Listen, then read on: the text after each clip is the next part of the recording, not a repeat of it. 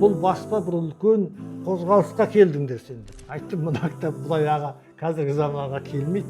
Әр тақпағымды алған сайын жүрегім ауырып. Ананы қысқартқым келмейді, қалдырғым келеді. Орысша жаза бастадым. Неге? Мен орыстарға, орыс халқына, орыс тілді әлемге аталарымыздың аңызын айтып бергім. Мына Абылай ханның кітабына мен талай жоғалған ескі сөздер тауып алдым.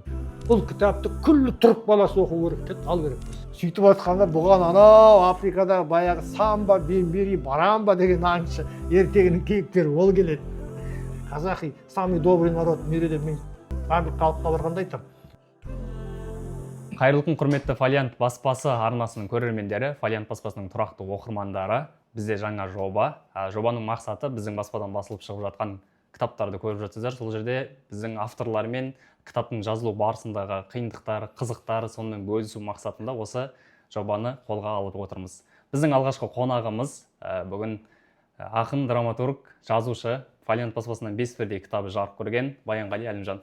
Қош келдіңіз ба? Рахмет. Қалыңыз қалай? Шүкір ептеп. Қалай жеттіңіз? Ақырындап.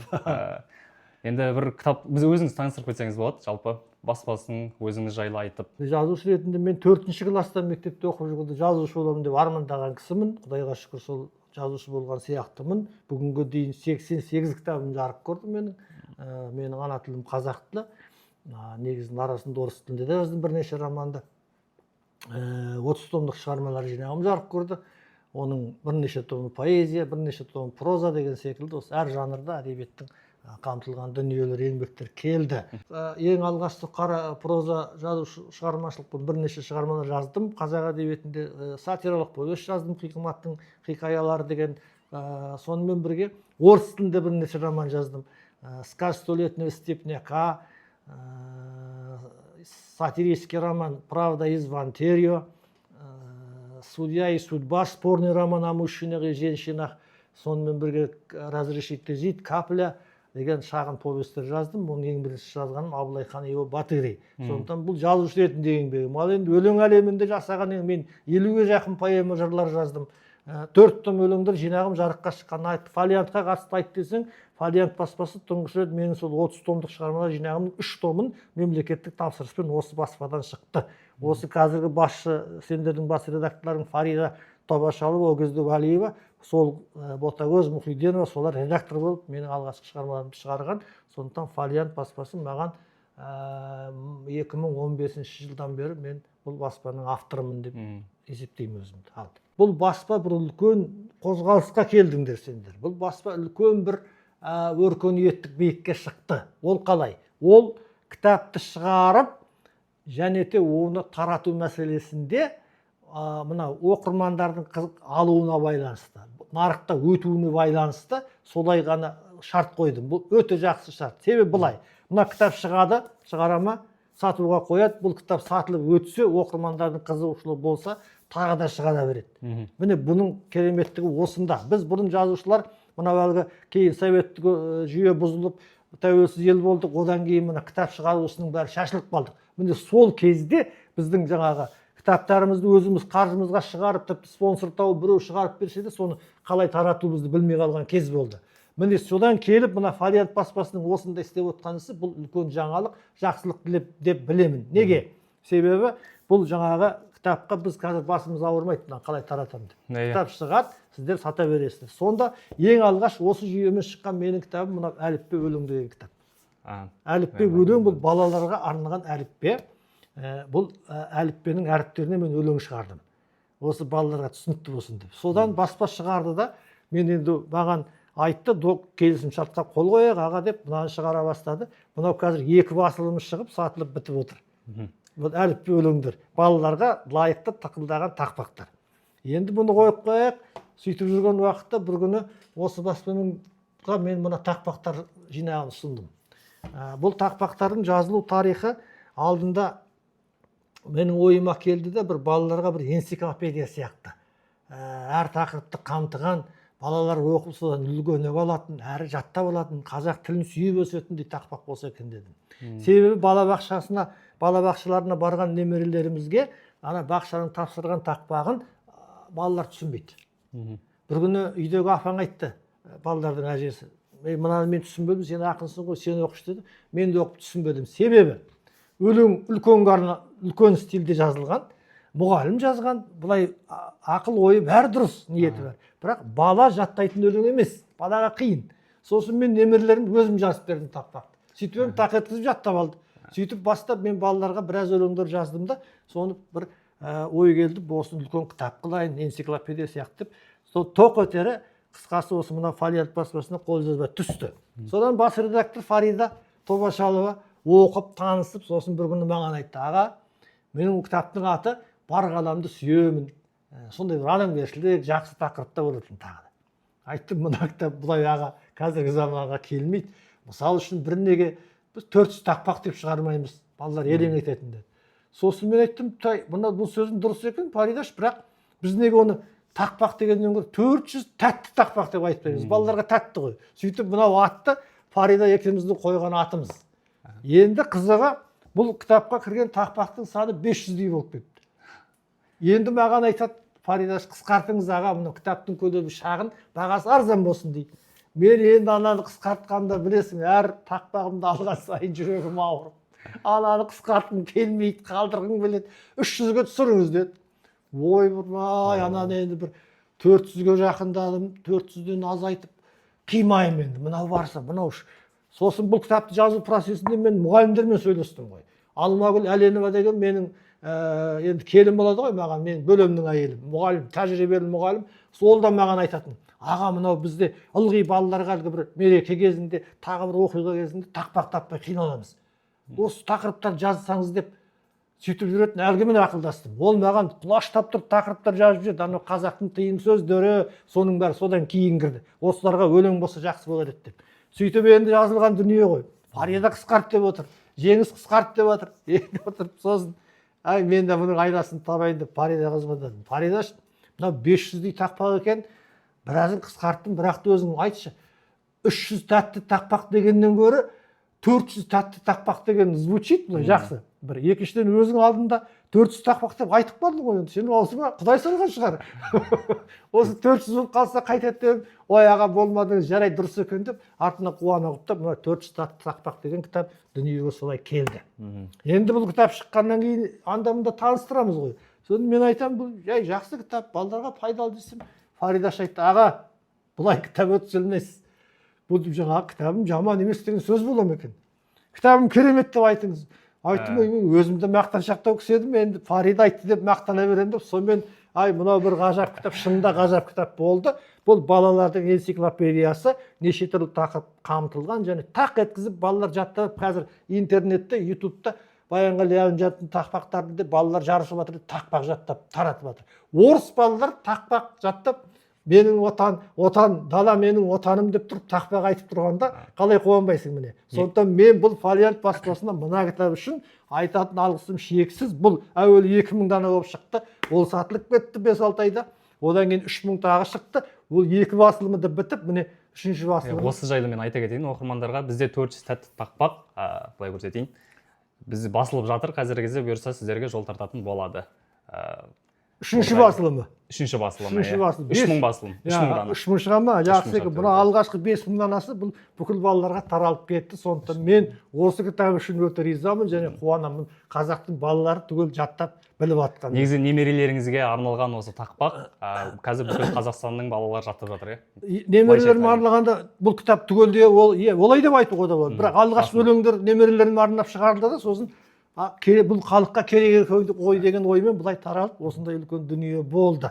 Ал енді ең қызығы бұл жаңағы 400 тәтті тақпақтың таралымына жаңағы риза болатыным сондай, балалардың барлығы осыдан алып, мынаның кереметі бұл кітаптың, мына алам деген кісілерге, мына үйде бірнеше бала болса, мына бір бастауыш балабақшадан бастауыш сыныпқа дейін оқуға болады. Тақырып, мына тақпақтардың өзі солай жазылған. Кішкентайға одан үлкендеуге деген сияқты күрделіне береді. Сосын ол бала оқып болғаннан кейін артындағы іні қарындастарына қалдыра береді. Сонда мынау жаңағы бір балалық шақтың, балалардың рухани қазынасы болғанына мен қуанып Аллаға шүкірлік қыламын. Және тағы да Фолиантқа рахмет айтамын. Болды, сізге де рахмет аға.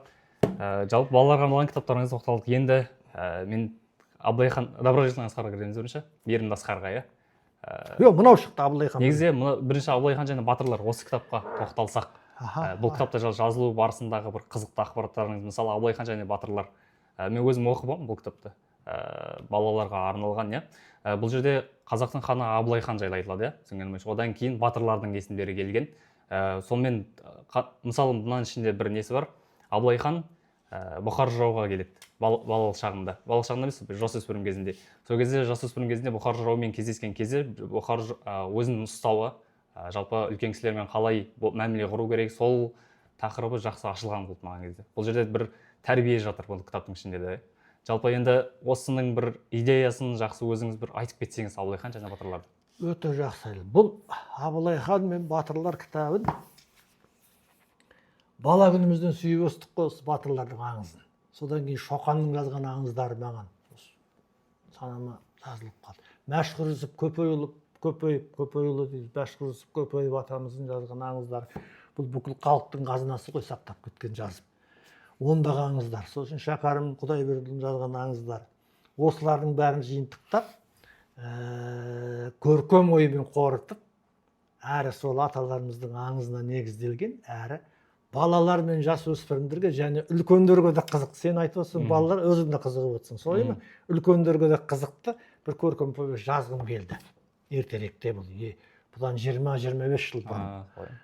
Бұл Жозеф Рони Старший деген француздың жазушысының «Борьба за огонь» деген қызық повестін оқыдым мен. Ол ана от дәуірінде баяғы жабайы адамдардың кезіндегі солардың тағдырын алып, отқа талас, отқа күрес жөнінде қызық повест жазған, дүние өзі оқиды деп. Сондай бір повест жазсам, неге мен аталарым аңызын сөйтіп айтып бермеймін басқа елдерге? Мынау тұнып тұрған керемет оқиғалар, бұл жаңағы анау Илиада, Одиссеяның солардың деңгейіндегі дүниелер ғой.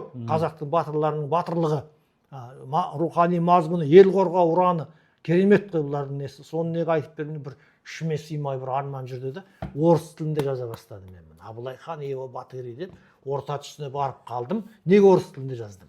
Бұл менің орысша жазған бірінші кітабым. Мен таза қазақ ақынымын, тілім, ана тілім қазақша шыққан. Кейін келе орыс тілін үйреніп, орыс тілінің арқасында әлем әдебиетін оқыдық. Сондықтан жаңағы ол орыс тілі менің екінші ана тілім сияқты, былайша айтқанда. Екінші тілім сияқты болды да, содан орысша жаза бастадым. Неге? Мен орыстарға, орыс халқына, орыс тілді әлемге аталарымыздың аңызын айтып бергім келді. Және бұзылмаған күйінде. Өз қалпында қазақтар қалай айтса солай айтып бергім келді. Себебі біздің аңыздарды аударғанда, киноға түсіргенде өзгертіп жібереді. Сөйтіп жүргенде көшпенділер киносы түсетін болды. Ойладым, көшпенділер киносы түссе, мына аңыздың бәрі шығады ғой Абылай ханның деп, мен жазып жатқан шығармамды тартпаға салып қойып қойдым. Содан арада уақыт өтті, көшпенділеріміз көшпей қалды. Көрдім, киносы болмай қалды. Оған ана аталарымыздың аты жоқ оның ішінде. Мәшһүр Жүсіптердің тіпті аттап өтті одан. Сонымен ол кино болмай қалды. Арада біраз жыл өткесін бір ой келді, қолыма алып қарасам, әлгі қолжазбаны тауып алдым, қағазды қолмен жазған, ол кезде компьютер жоқ. Содан әрі қайта оқып жүрсем, дағдай болып қалған дүние екен. Аяқтап бітірейін деп, аяқтап машинкаға басқызып, сосын дайындап, міне айтпақшы айтайын деген, Фолиант баспасына келдім. 2015 жылы сөйтіп өз қаржыммен Абылай хан Иево Батыри деген кітап, білмеймін сендерде бар, ол неден тауып көрсетуге болады, бар. Болған сол кітапты Жомарт Омаров деген бір ініммен өзімнің балам Нұрлан Әлімжанов, әнші актер, екеуі спонсор болып, демеуші болып, екеуі қаржысын төлеп 5000 дана тиражбен, мелованный қағазбен осы фолиантты шығардық. Абылай хан Иево Батыриді. Ол интернет сайт дейсің бе, интернет арқылы бүкіл орыс тілді сайттардың бәрінде тұр, кітапханаларында. Жақсы оқып жатыр оқырмандар. Және бүкіл кітапханаларға таратылды. Міне сөйтіп бір оқытып жүрген кезімізде енді жаңағы менің Лондоннан ағылшын тілінде «Сказ столетнего степняка» 100 жылдық толғау деген романым орыс тілінде жазған, Москвадан шықты, роман газетадан шықты, Лондоннан Херфордшир ме? Бірдеңе пресс деген баспадан ағылшын тілінде шықты. Соған бұл Абылай ханда кірді аударылып. Ағылшын тілінде Amazon деген әлемдік не қайда? Интернет жүйесі. Сонда тұр оқитында. Енді қараңыз.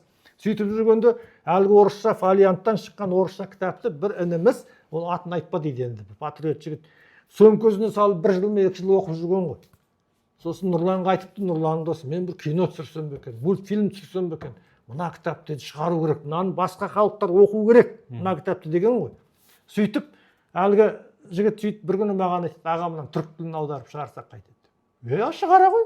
Сөйтіп әлгі өз қаржысын төлеп аударды да, өз қаржысын төлеп сурет салдырды. Сөйтіп Абылай хан ве батырлар деп Түркиядан, Стамбулдан 3,5 мың дана тиражбен шығарып, Анкарада тұсаукесерін жасап, Түрксойдың қазақ елшілігінің деңгейінде керемет қылығын өткізді. Сонда Явuz Selim Pınarbaşı деген түріктің бір жазушысы, баспагері алғы тұрып айтты, мына Абылай ханның кітабына мен талай жоғалған ескі сөздер тауып алдым. 100-ден аса сөз жазып алдым. Бұл кітапты күллі түрік баласы оқу керек деді, ал керек болса. Олар ойында миллиондап тираж шығарып, ана мектептерге таратпақ болып жүрген, одан жер сілкінісі болды, сөйтіп кішкене кідіріп қалды ау деймін, білмеймін, әр ойларында бар. Бұл түрік тіліне керемет таралды. Енді қызығын айтайын, Анкарада тұсаукесер болып, ана жақтан келмеймін бе гүпілдеп. Сосын айтпайын ба жаңағы осы әңгімені. Фаридаға бұл Абылай хан қазақша аударылып, қазақшаға сосын мен өзім үстін редакциялап қайта жазып, осы баспада жатқан. Сосын Фаридаға айттым, Фарида түріктері сөйтіп атыр шығарып деп. Ал намыстан қаны қайнап қызып кеткен ғой, мынау түріктер шығарып атқанда біз қазақтың Абылай ханын біз неге шығармаймыз деп, қысқасы мына кітап осылайша жарыққа шықты. Бұл да жаңағыдай 2000 дана тиражбен менен авторлық қолтаңбаңызбен немді алды әлгі. Ой, 10 жылға правамды алды, сатып тұруға, маған роялти төлейміз сізге деп. Сөйтіп қысқасы мынау кітап 2000 дана тиражбен шыққан, былтыр қазір міне бұл да бітуге айналды, халыққа жақсы таралып жатыр. Бұл да бір Фолианттың жасаған жақсы еңбегі. Одан кейін ағылшын тілінде шықты, ағылшын тіліндегісін жаңағы тағы Фолианттан шығарды, бірақ оны жаңағы азамат өзінің қаржысына шығарды. Дегенмен бұл да Фолианттың есебіне кіретін дүние. Бұл Абылай хан мен батырлардың аңызы былай қарағанда оқыған, зерделеген ғалымдарға біраз белгілі болуы мүмкін. Сонымен бірге менің көркем қиялыммен суарылған көркем повесть дүние. Сен оқып отырған Бұхар жырау мен Абылай ханның бала күні жас күнінде кездесетін оқиға, ол таза тарихқа негізделген, бірақ менің қиялымнан туған дүние. Көрдіңіз бе? Бірақ сен айтып отырсың, кәдімгі шындық, кәдімгі әсерімен көріп отырсыз. Бұл жерде анау балалық шағында шарш бар ғой, жекпе-жекке шығатын. Сонымен де кездеседі ғой. Қазақтың бір батырын жаңа шарш айуандықпен өлтіреді. Оны Абылай хан жаңағы сайдың төсінде жатып қарап отырады соны. Содан кейін ол да менің қиялым. Қиялыңызда. Алда Абылай хан енді өзінің, бірақ Абылай хан туралы аңызда не айтылады? 12 жасында әке-шешесін жау шапқыншылар өлтіріп кетіп, жетім қалған, айдалада қалған екен дейді де қояды. Енді мен ойлаймын отырып, бұл не болды? Айдалада қалды, міне. Кеше ғана төсекке ұйықтағанда ханның баласы Ханзада жаңағы не ішем, не кием демейді. Ештеңені ойлап атпаған бала қамсыз аяқ астынан түгел айырылып, бүкіл әке-шешесі бәрі қырылып қалды да, айдалада жалғыз қалды. Қандай күйде болады, өзің ойла. Ана қазанның түбіне тығылып жатыр ғой. Ол қазан да менің қиялым. Бұрын болған ғой қазақтың тарихында сондай жау шапқанда қырылып жатқан кезде ең болмаса бір ұрпағым аман қалсын деп қазанның астына тығып кетеді екен. Сонда кейбіреулер аман қалған екен. Сонда айтады ғой, кеше ғана бүкіл көк аспан күмбезі мемлекет бүгін қазанның астына тығылып жатыр. Қазанның астында Ханзада деп аталатын болдым ау деп намыстанады. Оның барлығы менің көркемдік қиялым. Сөйтіп даладан қашып келуі, бәрі бірақ аталарымыздың тарихи аңызына негізделген. Міне сондықтан бұл жаңа өте қысқа нұсқа дүние болды. Абылай хан туралы зерттеулер де көп. Мәшһүр Жүсіптің де, Шоқанды да бәрін зерттеген зерттеулер көп. Бірақ мынау балаларға дөп түскен дүние болды. Және жастарда, үлкендерде қызығып оқитындай болды. Түркиядағы бір қазақ елшіліктің кісісі айтты, түрік тілінде оқып отырып, аға, біз қазақты әлемге көрсетеміз десек, осы кітаптар ғой көрсететін, мына кітаптар керек қой. Қысқа нұсқа және де жаңа қызықты дүние деп осындай маған жоғары баға берді. Мен бұған қуанамын. Тағы да Фолиантқа рахмет айтамын. Көп рахмет. Сізде анау бір айтты деп едіңіз, Баянғали, вы написали лучше, чем Гарри Поттер, сказку лучше, чем Гарри Поттер деп. Сен көп нәрсе оқып алыпсың, ештеңе оқымады деп отырсың, иә. Жоқ. Ол сіздің қай Мейірімді Асқарға айтылған? Мына Мейірімді Асқар ертегісіне қатысты өзбек тілін аударған өзбек аудармашысы Нигора Умарова деген қарындасымыз маған солай хат жазып жіберді WhatsApp-қа. Егер ағылшын тілін аударылып шығаратын болса, бүкіл әлемдік бестселлер болады деп. Бұл Мейірімді Асқар деген ертегі екі тілде жарық көрген. Бұл орыс тілінде жаздым бірінші. Бірақ бұл Добрый желательный Асқардың бірінші бөліміне мына әсіресе орыс оқырмандарым сұмдық қатты құлады қызығып. Валентина Феронова деген бір әйел адам, үлкен кісі. мен өмір көрмедім, телефонмен ғана сөйлестім. Қазправдаға мақала жазып жіберіпті тебіреніп. Одан жаңағы Москвадан шығатын роман газета бар ғой, атақты. Сол роман газетаның, детский роман газетаға Анна Ахматовамен бірге мына менің ертегімді шығарып, бірінші бетінде как нөмірдің шегесі дейміз ба, енді қазығы сияқты қылып тұрып, Юрий Вильямович Козлов деген орыстың жазушысы роман газетаға шығарып қойды.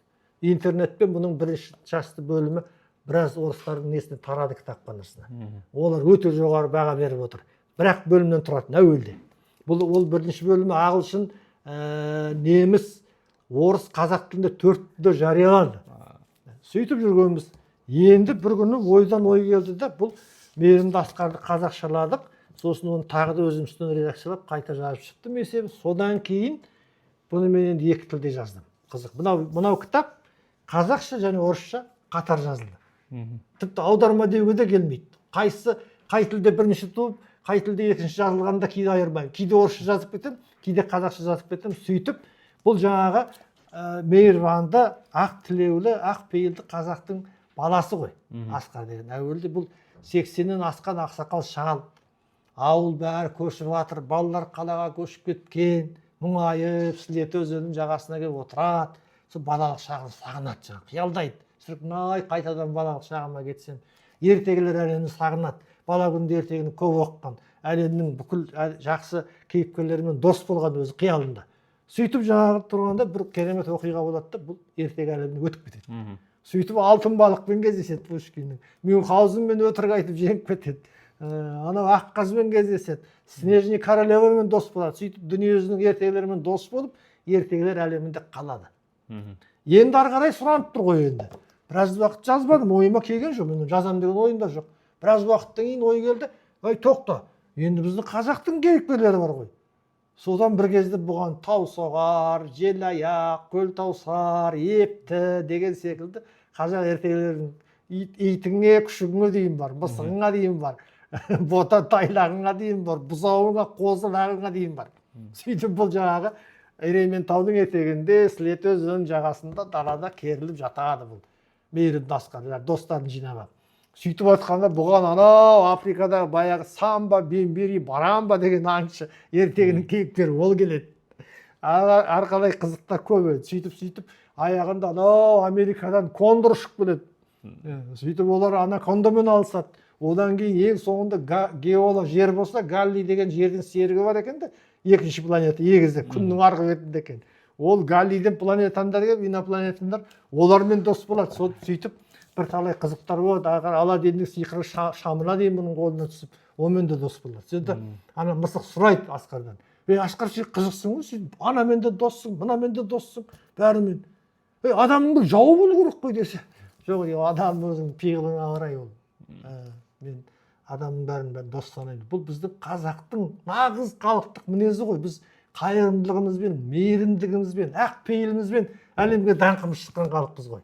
Біз қазіргідей еліріп атқан жаңағы батырсынып, анаған да, мынаған да ұрынып атқан ондай халық емеспіз біз. Біз мейірбандылығымызбен бізді сол үшін әлем бағалайды, сол үшін сыйлайды. Казахи самый добрый народ миреде, мен барлық халыққа барғанда айтамын. Бәрі күлі дұрыс, рас айтасыз, қазақтар мейірімді деп. Міне сол кейіпкерімнің тұлғасымен осындай кітап шықты, тоқтайды енді. Бұл сөйтіп жүргенде Мейірімді Асқарды мен осы баспаға ұсындым да, жаңа менің 70 жылдығыма орайластырып, бұл кісілер қарсы алып мені, сізге осындай біздің де ықыласымыз болсын деп, бұл тарайтын кітап болар деп, осы ертегіні шығарды. Сосын мен қойым, мынау екінші орыс тілінде, қазақ орыс тілінде шықты. Ағылшын тілін аударылды, Джонатан Кампион деген нағыз ағылшын аударып, ол дайын тұр. Өзбек тіліне аударылды, түрік тіліне аударылды. Алла жазса, түрік тілінде Түркияда, өзбек тілінде Өзбекстанда шығайды деп жатыр, бұйырса. Сондықтан міне бұл мен тағы да ризалық қыламын, мынау Мейірімді Асқарды міне айналдырған бір жыл толған жоқ. Толған жоқ. Бізде бір 1000 данасы қазір сатылып өтіп отыр. 6-7 ай өтті. Мынаған Казахстанский правда керемет материал беріп, Илья Пащенко деген бір азамат, жас журналист бар екен, сол мынаны оқып, әбден ғашық болып, үлкен фундамент человечности деп менімен интервью алып, осы Асқардың ертегісі жөнінде үлкен жаңағы мақала жазды. Міне осындай бұл кітаптардың жолы десең, айналайын сұрап отырсаң солай мінекей. Бұл енді мен бұған өте қуаныштымын. Өйткені баспадан мына халыққа қалай барады, қалай тарайды кітаптың жолы қызық қой. Біз кейде білмейміз, біз жаздық, халыққа бердік, ал біреу сенің кітабыңды бір жерде алып риза болып оқып отырса, жүрегіне қуаныш оралады. Бұл балалар оқып жатыр. Мен бұны жазғанда балаларымызға қазір көріп жатқан киносын қараңдар. Ойнап жатқан ойынын қараңдар интернеттен. Ылғи бір жауыздық, қатыгездік, жаңағы қырып тастайды, жойып тастайды, осы сабап, ол ешқандай жауап бермейді және де. Баланың басында мынау миында қалыптасады ғой, модель поведения, тәртіп қалай жүру. Ұрып кетті, жауап берген жоқ қой, қиратайын деп шығады. Емес қой. Әрісіне жауап бересің, бір шөпті сындырсаң жауап бересің ғой. Жол достық жолы, мейірімдік жол деген Асқар ертегісі арқылы осының балалардың жан жүрегінде бар нәрсе. Балалар мейірімді ғой негізі, қайырымды, соны оятайын, соны бекіте түсейін, сол бір тәлім тәрбие болсын деген ниетпен шығарылған, жазылған дүние қарағым. Керемет аға, мейірімділікті жалпы насихаттап былайша айтқанда, иә, балаларға. Енді бұйырса тек қана осы Асқардың мейірімділігін, бұл жерде Асқардың мейірімділігін емес, қазақ халқының мейірімділігі ғой. Ол жаңа айтып отырсыз, өзбек тіліне аударылады дедіңіз, түрік тіліне, ағылшын тіліне де. Енді сол жақтағы оқырмандарыңыз көп болып, осы қазақтар шынымен мейірімді халық екен, осы бір септігі тигізсін осы сіздің еңбегіңізге. Рахмет. Онда келгеніңізге көп рахмет аға. Сіздің енді кітаптарыңыз жайлы осы біздің оқырмандарымызға, көрермендерімізге жалпы өзіңіз айтып кетсеңіз деп шақырған едік. Бізден баспаның атынан сізге кішігірім сыйлығымыз бар, қорапшамыз. Бұның ішінде енді ашып көрсетіп жіберейін. Фолиант баспасы сіздердің кітаптары деп ашып. Ішінде енді жазуға жалпы. Бұлай көрсетіп жіберейін. Анан қара, керемет. Мынау шайыңызды ішіп отырып, анан қара, ручкаңызды алып, онда енді бір жаңа кітаптарыңызды жазсаңыз болады. Осылай бір сыйлығыңызды қабыл алсаңыз. Мен жазуын жазайын, сендер басып алсаңдар. Сол жаңа өзіңіз айтып отырғандай, сол біз жаңа басылымдылықпен, кітаптың таралымымен айналысатын болсақ, сіздер жазушылықпен айналыссаңыздар, онда болды. Мен өзі рахмет Нұрсұлтан елден, мына шақырғандарыңа, осылай әңгімелесіп отқанына. Бұл жерде әңгіме айтылу керек. Біреулер болмаса біреу ойлауы мүмкін ғой. Неге Баянғалдың бәленбай кітабы шығып жатыр баспадан деп. Мысалы, ол әңгіме мен Баянғали болған үшін емес. Әңгіме бірақ сөз. Мына баспаның қойған талабы маған өте ұнайды. Кітап сатылып өтіп жатса, кітап шығарылады. Ал енді өтпей жатса, оғанда ренжімеңіз дейді. Солай ма? Мен де қойған принципім солай. Оқырман іздей ме? Оқырман сатып ала ма? Оқырманға керек па? Демек, ол кітаптар керек деген сөз. Сондықтан жаңағы болашақта да мен әлі баспамен талай жұмыстар істейтін шығармыз. Бірнеше идеялар ұсынып отырмыз. Бірнеше қолжаулар бар. Сондықтан жемісті болыңдар, айналайындар, бақытты болыңдар. Жақсы, сізге де рахмет аға. Бізде енді оқырмандарымызға, көрермендерімізге де сыйлығымыз бар. Осы видеоның астына ең жақсы жазылған 3 комментарийға біз мейірімді Асқар кітабын Фолиант баспасының атынан сыйлайтын боламыз. Рахмет. Жаза кетіңіздер. Көп рахмет та. Рахмет сен.